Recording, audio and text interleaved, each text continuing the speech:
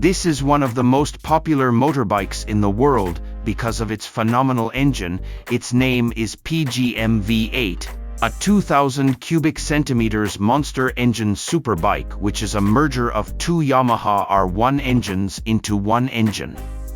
In fact, because of the ferocity of this motorbike engine, no rider has yet been able to provide information on how much the maximum top speed that this motorbike can achieve. And on the official website of PGM itself, regarding the top speed, they only write, "How brave are you?"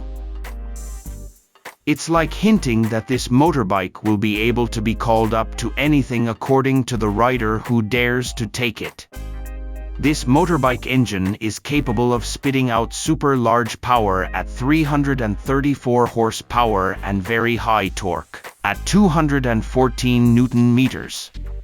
This power is bigger than the famous Kawasaki H2R, which only has 310 horsepower. While the torque far leaves the H2R, which is only 165 Newton meters. So what's the secret behind the engine so that it can produce that much power and torque? The answer is the merger of two engines based on the Yamaha R1 engine into one complete engine unit. That means not combining two R1 engine units into one, but still making a new engine but based on two Yamaha R1 engines configured to form a 90 degrees V8. The base Yamaha R1 engine used also seems to be an early generation R1 because it still uses the Genesis valve. That is, each cylinder still has 5 valves, and the PGM V8 engine contains 4 cylinders each row, with each cylinder having 5 valves. This means that the PGM V8 has a total of 40 valves in one motor unit. The two YZF R1 engines each have a 4-stroke, liquid-cooled, 998 cubic centimeters, DOHC, Genesis 20-valve specification combined into one in the PGM V8. The combination uses complex sand casting technology, plus it is supported by a new crankshaft housing that uses a flat-plane crankshaft firing order. PGM V8 was worked on by an Australian named Paul Maloney, who is a former Yamaha superbike engineer. You could say he was very enthusiastic about working on this motorbike project called PGM V8. This motorbike was worked on from 2006 and had stalled until it was resumed in 2008, and finally it was only finished in 2015 ago. Paul Maloney got the idea to combine two superbike engines into a motorbike in order to get a wild-powered motorbike.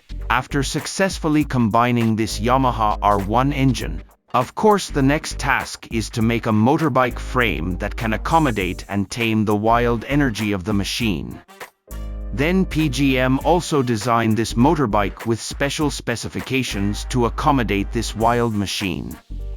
Like the body material and the trellis frame uses carbon fiber, the front suspension uses upside down from the Öhlins FGRT 301 type with a diameter of 48 mm, which is fully adjustable, while on the back it uses the Öhlins TTX MK2 monoshock with a custom link.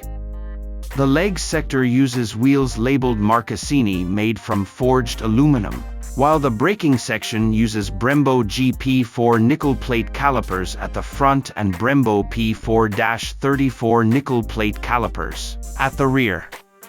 With the use of these expensive devices, the motorbike can only weigh 242 kilograms. To maintain optimal engine temperature conditions, this machine is also equipped with a very large radiator. The exhaust itself uses a free-flow system made of titanium like that in MotoGP, so the sound is like F1 cars from the 70s.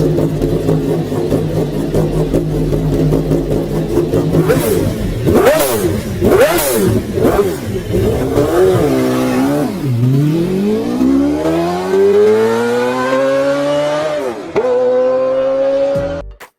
motorbike is also not equipped with electronic devices, for example traction control or ABS braking system. Even so, the speedometer panel already uses a digital type with a color screen. The maker actually wanted to make this bike in the form of a full fairing but failed to do so well. Reportedly, Paul Maloney is still curious to be able to make a full firing version. If this is true and using the newer generation R1 engine, it will certainly be interesting, because it will be a cross-plane V8 engine that might be able to touch the power of 400 horsepower. Now, the last one, for the price tag alone. This motorbike is reportedly sold for around $180,000, and if a friend is interested in buying it, then buy it by order first and then the unit will be made.